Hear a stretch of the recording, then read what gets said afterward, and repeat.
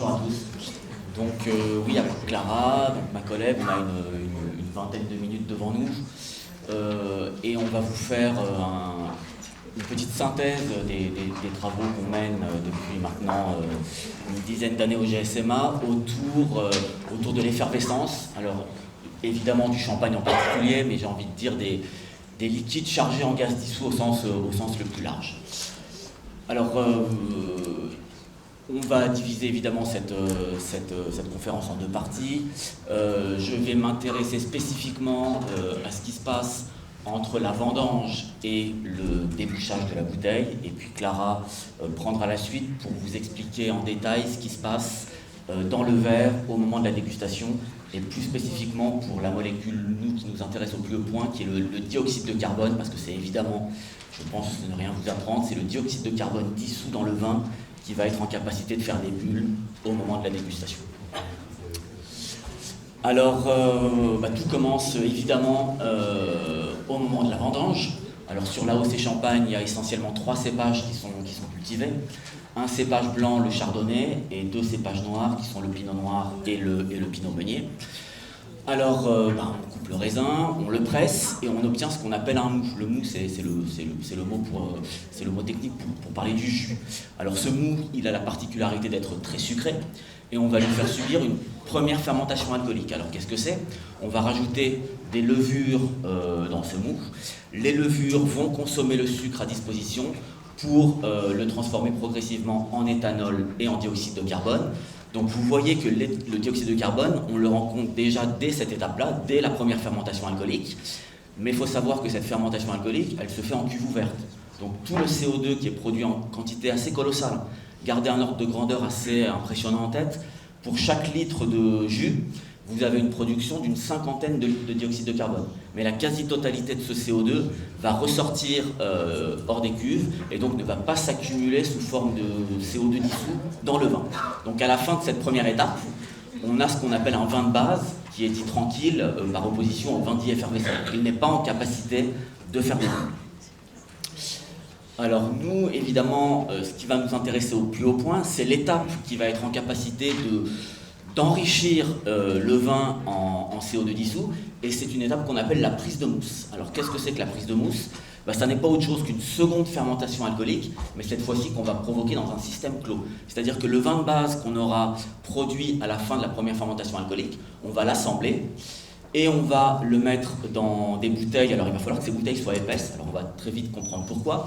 Dans ces bouteilles épaisses, donc on met le vin de base.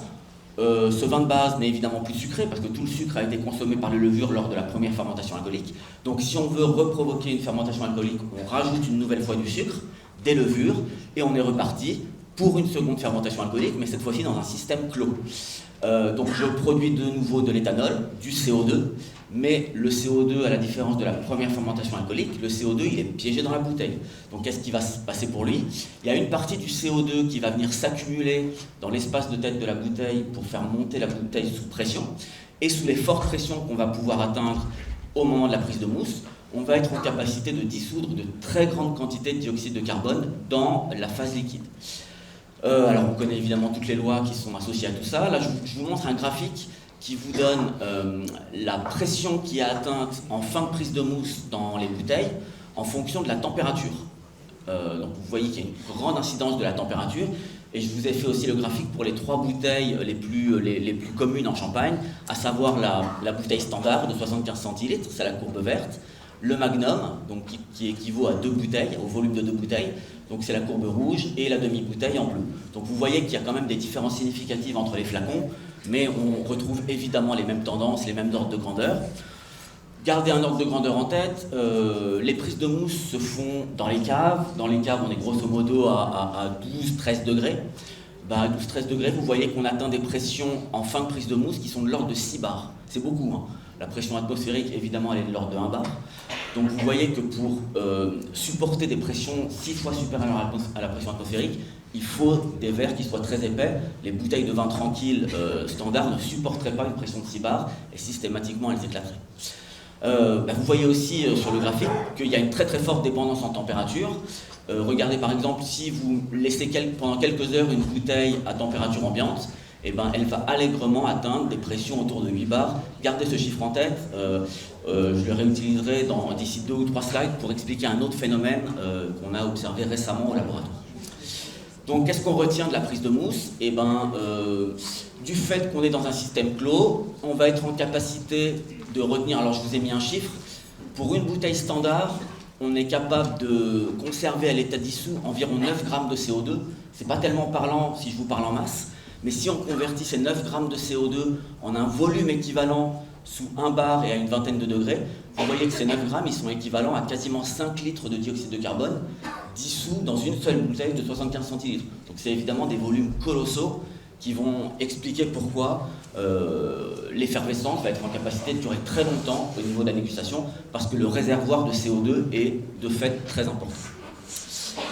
Alors l'étape suivante, au niveau de notre dégustation, je dirais virtuelle, on va suivre la chronologie d'une dégustation, et la dégustation commence évidemment par le débouchage de la bouteille. Alors je vais vous passer un petit film. Ah non. Voilà. Un petit film de séquence de débouchage qu'on a pris au laboratoire. Alors on a fait ça avec des caméras qui ne sont pas standards, qui sont des caméras ultra rapides, qui permettent de filmer les phénomènes à très haute vitesse. Alors je reviendrai en détail sur notamment un des points que vous allez voir ici. J'ai envie de dire, il n'y a pas besoin de commenter, c'est juste joli, ça ne nécessite pas de commentaire. Alors, je reviendrai tout à l'heure sur ce nuage bleu qui nous a intrigués pendant de nombreux mois. Alors regardez, ça c'est ce qui se passe à l'interface. On pressent des phénomènes d'une grande violence. On n'a évidemment pas secoué les bouteilles. Là, on avait affaire à ce qu'on appelle des cuvées gerbeuses. Le gerbage, alors c'est pas un mot très glamour, mais on comprend bien ce que ça veut dire. Quand on débouche une bouteille, même à froid et évidemment sans avoir été secoué, il y a certaines cuvées très nerveuses qui vont produire des bulles en grande quantité. C'est le cas de cette cuvée-là. Et c'est évidemment un problème au niveau et de l'élaboration, mais au niveau même du consommateur. Si vous achetez une bouteille de champagne et que vous avez envie de la déboucher, l'idée n'est pas non plus de se faire toucher, sauf si vous avez envie de ça. Et que vous le faites exprès. Donc là, on a spécifiquement affaire à une cuvée très, très nerveuse. Je vais revenir sur un des points que vous avez vu dans le film. On s'est intéressé de près au débouchage de bouteilles stockées à température ambiante. Donc c'est le cas ici de cette bouteille-là. On débouche une bouteille à température ambiante et on a eu la surprise de voir, via l'imagerie haute vitesse, la formation d'un petit nuage bleuté très étrange pendant les quelques millièmes de seconde qui suivent le débouchage. Alors en fait, ça peut quand même s'expliquer assez rapidement, je vais essayer de vous expliquer. Rappelez-vous qu'à température ambiante, on est sur des bouteilles qui sont grosso modo sous 8 bars de pression. Le chiffre est important, 8 bars de pression. Donc, instantanément, au moment où le bouchon saute, vous faites passer la pression du gaz carbonique qui était de 8 bars dans la bouteille fermée à 1 bar qui est la pression ambiante. Donc, on fait ce qu'on appelle en physique une décompression adiabatique. Alors, qu'est-ce que c'est qu'une décompression adiabatique? C'est un mot un peu savant, peu importe. En fait, la décompression est tellement rapide qu'il n'y a pas d'échange d'énergie et c'est systématiquement associé à une forte chute de la température du gaz qui est expulsé. Alors, tous les paramètres sont connus, il n'y a aucune inconnue dans le système. Donc, on est capable de mesurer précisément la température du volume de CO2 qui va se détendre une fois que la bouteille est débouchée. Et vous voyez que pour une bouteille sous 20 degrés, le volume de CO2, une fois qu'il est détendu, voit sa température chuter à moins 90 degrés Celsius. Alors, moins 90 degrés Celsius, outre le fait que c'est très froid, il se trouve que c'est inférieur à la température de congélation du CO2 qui se trouvait autour de moins 79 degrés. Donc qu'est-ce qui se passe? Vous faites passer votre volume de CO2 à une température inférieure à sa température de solidification. Donc en fait, le CO2 gazeux va se transformer en cristaux de neige carbonique. Et en fait, c'est ça, ce sont ces milliers de petits cristaux qui sont en train de se former, qui sont en fait tellement petits qu'ils vont diffuser la lumière ambiante selon un processus qu'on appelle la diffusion de Rayleigh. Par opposition à la diffusion de Mie, peu importe, en fait la diffusion de Rayleigh, elle va diffuser spécifiquement, de façon beaucoup plus efficace, les longueurs d'onde qui tirent vers le bleu. C'est pour ça que le nuage vous apparaît bleu en fait. Il va trier les longueurs d'onde de la lumière pour diffuser préférentiellement les petites longueurs d'onde qui sont dans le bleu.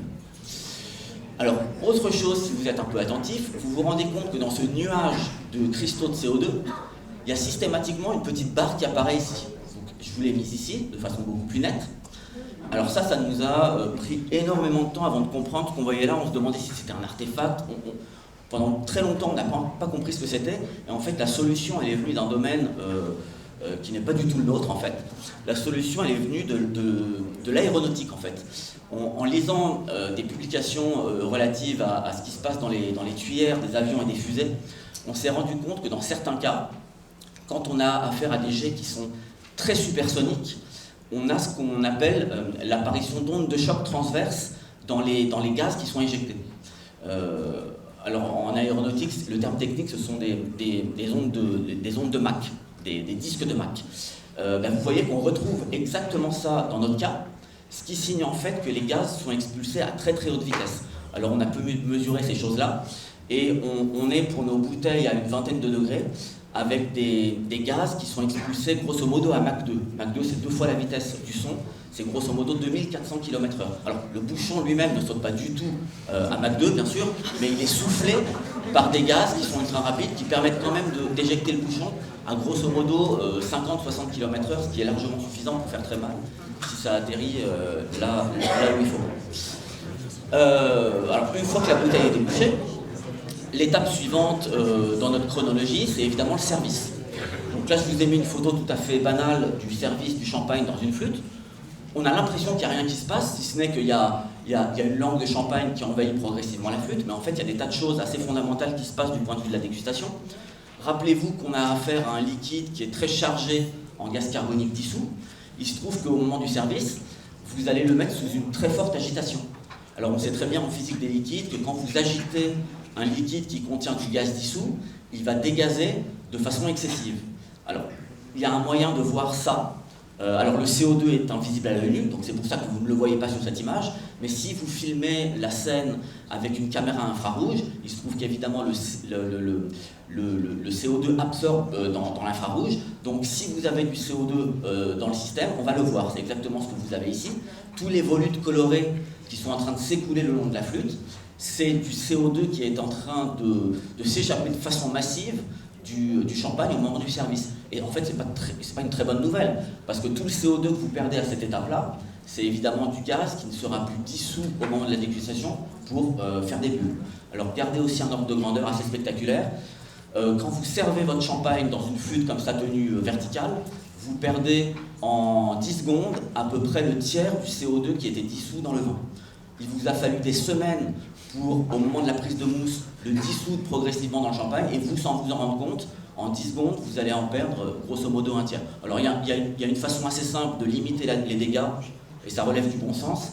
Si vous limitez les turbulences, vous allez limiter les pertes de CO2. Il suffit simplement de pencher le verre, vous aurez un écoulement beaucoup plus doux dans la flûte, et vous allez limiter un petit peu les pertes de CO2 à cette étape-là. Alors maintenant qu'on a notre flûte qui est servie,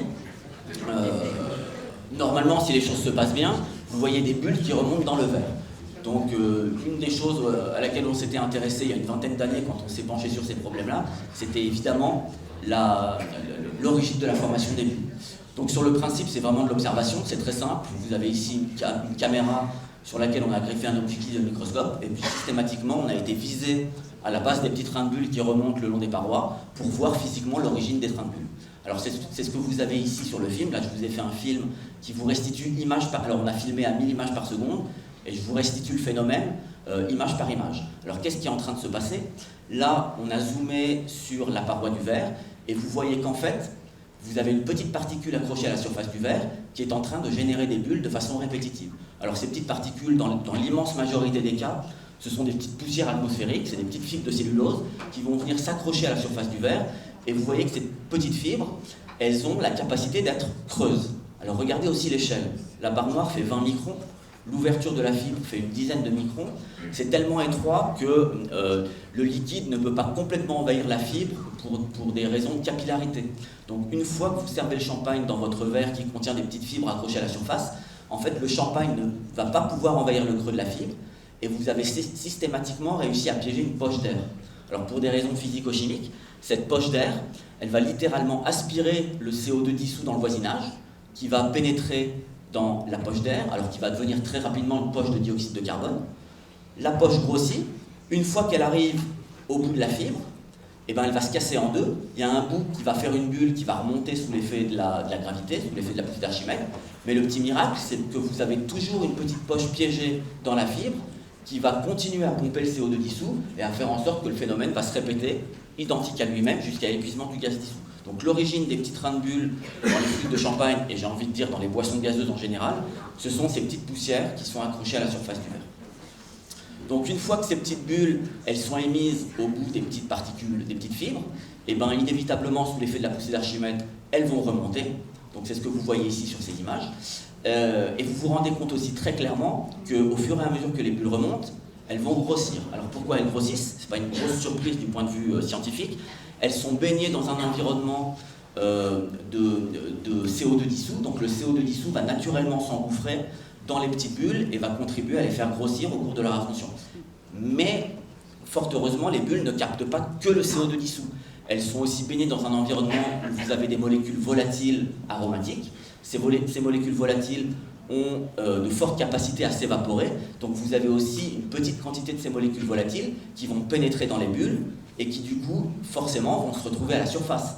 Et les bulles, lorsqu'elles vont éclater, elles vont libérer et le CO2 et les molécules volatiles dont elles se sont chargées au cours de l'ascension. Donc je vais passer tout de suite maintenant la main à Clara qui va vous expliquer en fait finalement les conséquences de l'effervescence qui va vous ramener en surface le CO2 et les volatiles. Ce CO2 et ces volatiles vont s'accumuler dans l'espace de tête du verre et vont évidemment jouer un rôle fondamental au moment de la dégustation. Et je passe la main à Clara. Merci Gérard. Donc effectivement, je vais vous parler de la dégustation du champagne et en particulier du rôle du verre et de la perception que l'on peut avoir du dioxyde de carbone pendant la dégustation du champagne. Alors Gérard vous a parlé d'une étape qui est très importante, qui est la prise de mousse. C'est effectivement une étape clé dans la méthode traditionnelle pour l'élaboration des champagnes. À la fin de la fermentation, de cette seconde fermentation alcoolique, on va avoir un processus d'autodestruction des cellules de levure qui va être mis en place, qui s'appelle l'autolyse, que l'on peut visualiser donc, sur les photos qui ont été prises ici par une équipe de chercheurs espagnols et qui ont suivi ce processus qui va se dérouler pendant les plusieurs années qui suivent le vieillissement sur lit. Donc au cours de cette autolyse, on va avoir différents composés qui vont être libérés par les levures, des composés azotés, des acides aminés, des peptides, des protéines, des acides nucléiques, des polysaccharides et majoritairement des manoprotéines et aussi des composés lipidiques. Donc tous ces composés qui sont libérés par les levures vont avoir un impact sur la qualité organoleptique des vins de champagne. Et vous avez en parallèle donc, de ces années de vieillissement sur lit une évolution du caractère aromatique des vins. Donc sur des vins jeunes, on va plutôt percevoir des arômes de fleurs blanches, de fruits exotiques, de fruits blancs, fruits jaunes et de fruits rouges également selon l'assemblage des champagnes.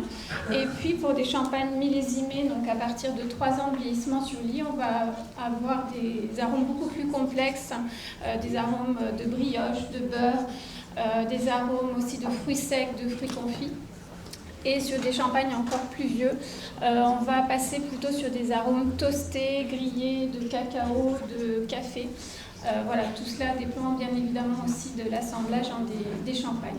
Alors en parallèle de cette évolution aromatique des champagnes, on a aussi une évolution du dioxyde de carbone donc, qui est formé pendant la prise de mousse. Donc vous avez ici les concentrations théoriques en CO2 dissous dans le liquide pour des champagnes qui vont être vieillis pendant 12 années. Donc en bouteille, on va passer à peu près d'environ 12 grammes par litre de CO2 dissous et on va diminuer de moitié cette concentration au bout de 12 ans de vieillissement, donc pour avoir environ 6 grammes par litre de CO2 dissous en bouteille. Donc comme Gérard vous l'a montré, on a effectivement des pertes très importantes au moment du service, environ 30%, et donc ce qui vous donne des concentrations théoriques en flûte qui peuvent être comprises entre 8 grammes par litre pour un champagne jeune et pour des champagnes plus vieux, on peut atteindre autour de 4 grammes par litre de CO2 dissous. Ce CO2 dissous, il est très important en dégustation parce qu'il est à l'origine de l'effervescence qui va être visualisée à l'intérieur de la flûte. Voilà, d'une manière générale, la dégustation des champagnes et des vins effervescents, c'est une dégustation qui est multisensorielle. Elle va stimuler tous nos sens, que ce soit la perception visuelle avec la perception de l'effervescence et de la mousse, la perception auditive aussi, Et nous, on s'intéresse en particulier au niveau de l'équipe, aussi bien à l'aspect esthétique des bulles, mais aussi à la perception olfactive et gustative.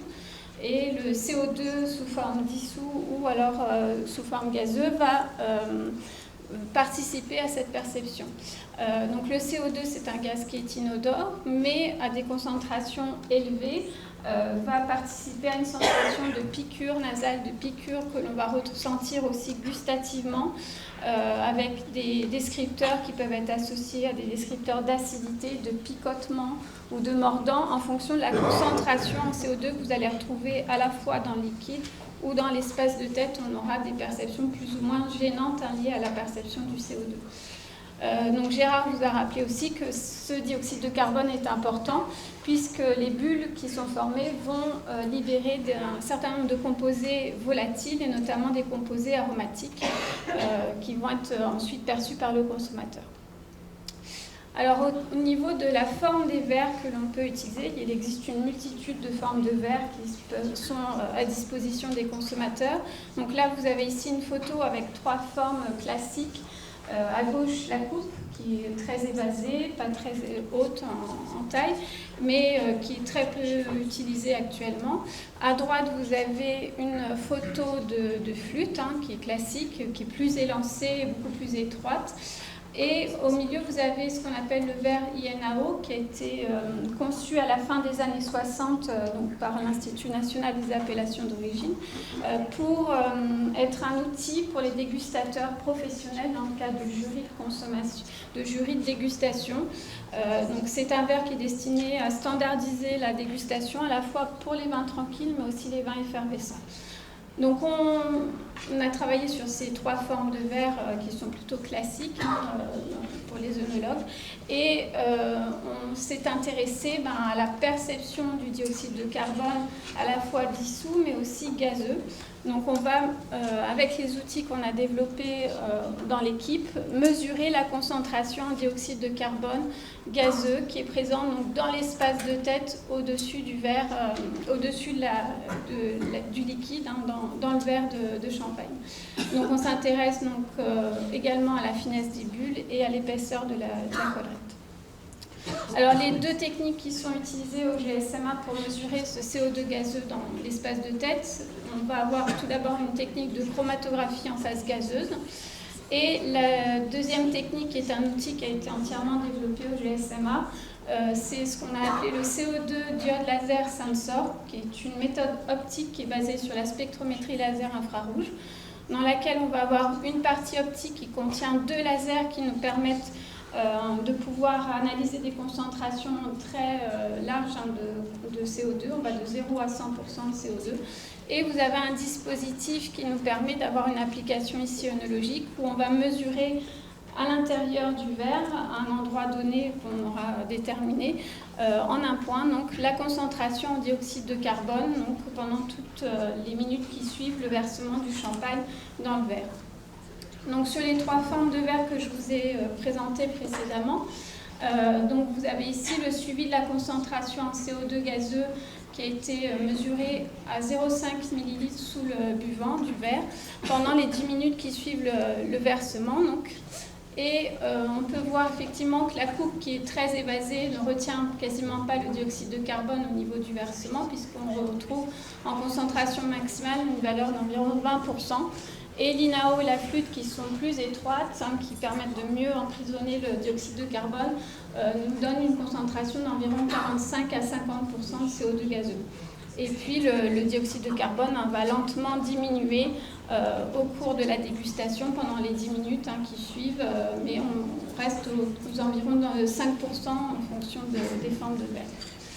Alors, une des optimisations qu'on a souhaité mettre en place au cours de ces dernières années sur cet outil, et notamment dans le cadre de la thèse d'Anne-Laure Loriot, c'était de pouvoir, au lieu d'avoir une mesure uniquement en un point dans l'espace de tête, c'était de pouvoir cartographier la plus grande partie de l'espace de tête de différentes formes de verre. Donc c'est ce qu'on a développé avec nos collègues du GSMA de l'équipe laser. Donc vous avez une vidéo qui va se lancer, oui. Donc vous avez toujours le dispositif optique qui ne change pas. Par contre, c'est la partie application œnologique qui, elle, a été modifiée avec l'ajout d'une paire de miroirs qui permet de pouvoir balayer entièrement l'espace de tête de différentes formes de verre. Donc là, c'est un verre INAO, mais on a pu travailler et développer cet outil en analysant différentes formes de verre, et notamment le verre que vous avez ici qui est présenté à droite, qui est le verre absolu, qui a été créé par la verrerie Lehmann et qui est utilisé par le champagne Nicolas Feuillat pour leur dégustation. Donc c'est ce type de verres voilà, qui sont plus généreux, sont des verres qui sont de plus en plus utilisés actuellement par les consommateurs, qui peuvent convenir aussi bien à la dégustation de vins tranquilles que de vins effervescents. Donc on s'éloigne vraiment de la forme de la flûte traditionnelle. On a des verres qui ont une plus grande capacité aussi. Et donc, vous avez ici noté les 9 points dans chacun des verres qui ont été mesurés avec notre spectromètre laser infrarouge pour avoir les valeurs qui peuvent être perçues donc, proches du buvant et les valeurs qui sont mesurées au plus près du liquide. Donc, vous avez ici les courbes que l'on a obtenues avec l'appareil. Qui nous montre que le verre INAO, qui a un espace de tête qui est plus petit, permet aussi de pouvoir mieux concentrer le dioxyde de carbone. On a des valeurs qui sont plus élevées pour la concentration maximale en dioxyde de carbone. Par contre, on a une décroissance qui va être très rapide sur ce type de verre pour le CO2 gazeux. Et pour le verre absolu, qui a un espace de tête beaucoup plus grand, on voit qu'on a un effet de gradient du dioxyde de carbone. Donc les points rouges, orangés, sont les points qui sont proches du buvant. Les points violets correspondent à ceux qui sont proches du liquide. Donc plus on se rapproche du liquide, plus la concentration en dioxyde de carbone est importante et on a un effet de gradient vertical du CO2 gazeux qui se répartit au niveau de l'espace de tête du verre. Donc ça, c'est la première fois qu'on a pu le montrer grâce à cet équipement. On a montré aussi qu'il n'y avait pas de différence d'un point de vue horizontal sur la répartition du CO2 gazeux. Et avec cet outil, on peut voir que chaque verre a une empreinte, un profil bien particulier. Donc là, c'est des outils qui nous permettent de mesurer précisément la concentration en CO2 gazeux, telle qu'elle pourrait être perçue par le consommateur. Et le but est de pouvoir mettre ça en lien avec des dégustations dans des cadres professionnels aussi, pour pouvoir voir si ce que l'on constate d'un point de vue instrumental peut être perçu aussi par le consommateur. Donc, actuellement, notre outil nous permet de pouvoir travailler sur d'autres formes de verre et de travailler notamment aussi sur un geste que les œnologues font régulièrement, qu'on appelle le geste de l'œnologue, qui permet de pouvoir agiter le liquide et pouvoir justement faire ressortir un petit peu plus les molécules aromatiques. Et donc on s'intéresse aussi au CO2. Et on espère aussi pouvoir développer cet outil sur des aspects plus aromatiques aussi. Donc je vous remercie de votre attention et je remercie également tous les membres du GSMA qui ont participé à ces travaux, ainsi que nos doctorants, nos stagiaires et postdoctorants qui ont pu nous aider dans ces recherches. Voilà. Merci à vous.